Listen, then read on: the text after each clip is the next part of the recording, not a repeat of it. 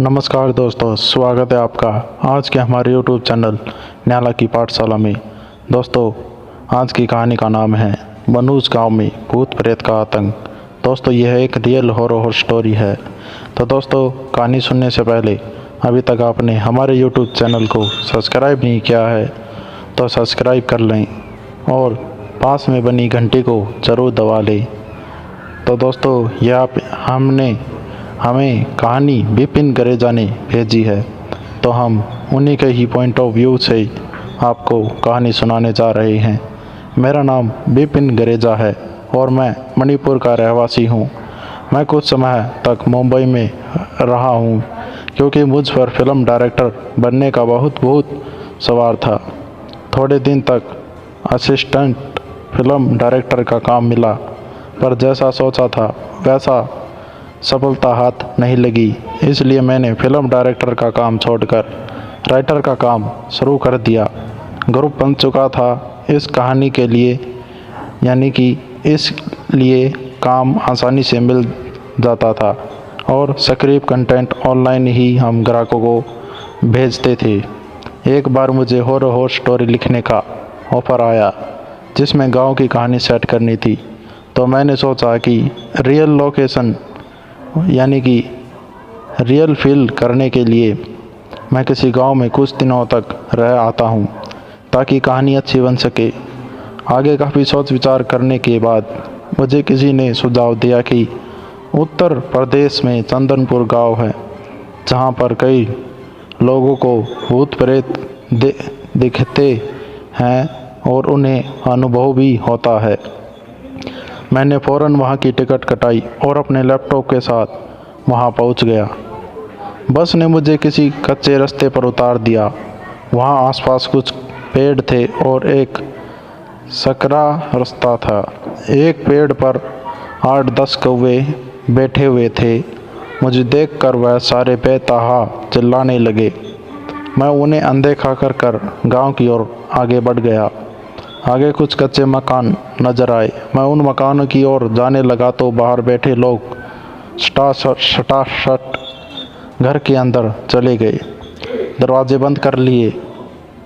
मैंने यह सब देखकर बहुत हैरत हुई। मैं वहीं एक मकान के पास झाड़ के नीचे बैठ गया, सोच रहा था कि किससे मदद मांगूं। तभी अचानक मेरी नज़र पेड़ पर गई। वहाँ पर एक डरावनी बिल्ली बैठी हुई थी जो मेरे ओर ऐसे घूर रही थी जैसे ही कि मुझे यह खा जाएगी। मैंने उसे डराने की कोशिश की तो वह उल्टा मुझे ही घुरा कर डराने लगी। कुछ देर बाद मैंने उसको अनदेखा कर दिया और फिर से वहीं बैठ गया। तभी अचानक उस बिल्ली ने पीछे से मेरी गर्दन पर वार कर दिया। उसने अपने चारों बड़े दांत मेरी गर्दन पर गड़ा दिए और चारों पैरों के पंजे से मेरे कंधे नोचने लगी। फिर मैंने उसे दूर हटाया और वहाँ से खड़ा हो गया। यह सब चल रहा था तभी वहाँ पर एक डाकिया निकल आया और उसने मुझसे पूछा कि वहाँ क्यों आया है। मैंने उसे अपना सारा मकसद बताया तो उसने कहा कि यहाँ के लोग आपकी कोई भी मदद नहीं करेंगे। यह सब डरे सहमे लोग हैं। इस गांव में रात को भूत प्रेतों का बहुत तांडव होता है। उस डाकिये ने कहा कि सामने हमारा घर है, वहाँ कोई नहीं रहता। हम इस गांव को छोड़ चुके हैं और पास के ही गांव में रहने चले गए हैं।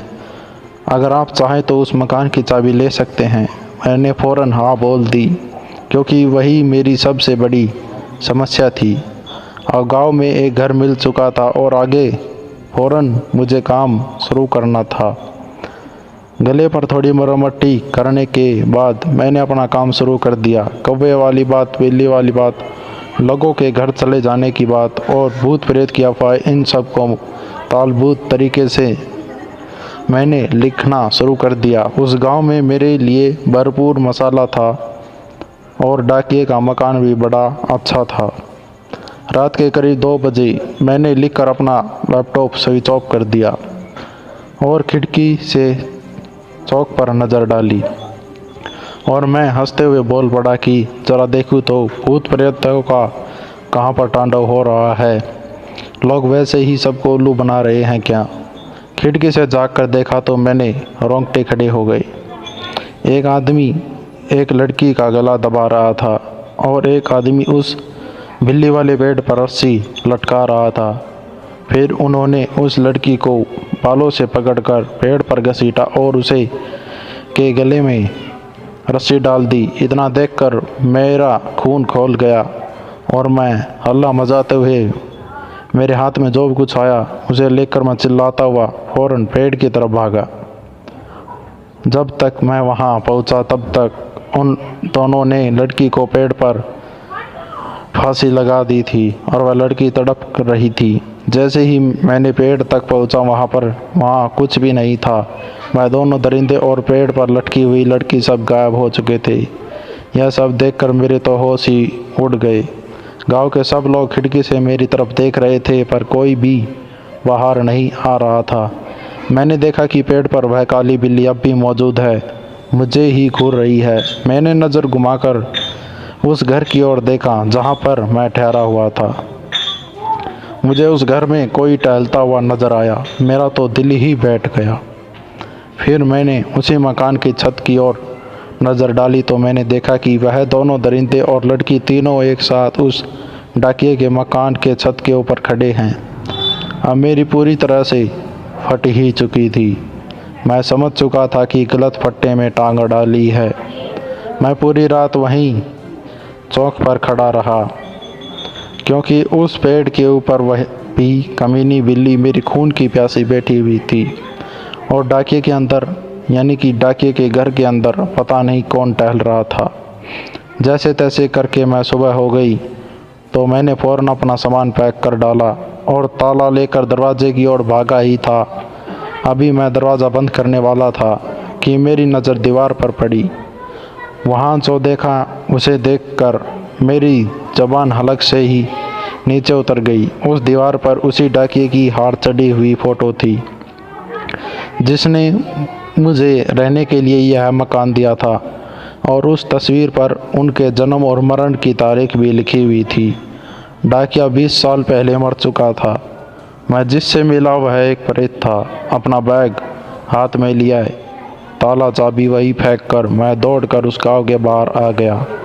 पास के गांव पर चाय की दुकान वाले को उस मनहूस गांव का रहस्य तो उसने कहा, यानी कि मैंने उसको रहस्य बताया तो उसने कहा कि पेड़ के पास दिखने वाली लड़की उसी डाकिये की बेटी है जिसे इसी गांव के सरपंच के 2 बेटों ने मारकर लटका दिया था और डाकिये ने अपनी बेटी के मौत का बदला लेते हुए सरपंच के दोनों बेटों को मार डाला था। फिर सरपंच के डर से खुद ही जहरीली दवाई खाकर आत्महत्या कर ली। तब से उन चारों की आत्मा इस गांव में घूमती है। वहां जाने पर कहानी तो अच्छी मिल गई पर ज़िंदगी में कभी ऐसी भूतिया जगह खोजने कभी नहीं जाऊंगा। यह सब बातें फिल्मों में ही अच्छी लगती हैं। अगर आपके साथ हकीकत में कुछ हो जाए ऐसा तो आप कैसा महसूस करेंगी तो हमें कमेंट में ज़रूर बताएं। और हाँ दोस्तों, वीडियो पसंद आई तो लाइक करें और हमारे YouTube चैनल को सब्सक्राइब कर घंटी को ज़रूर दबा दें और अपने ग्रुप व फ्रेंड के पास इस कहानी को प्लीज़ शेयर कर दें। मिलते हैं फिर अगली वीडियो में, तब तक के लिए धन्यवाद।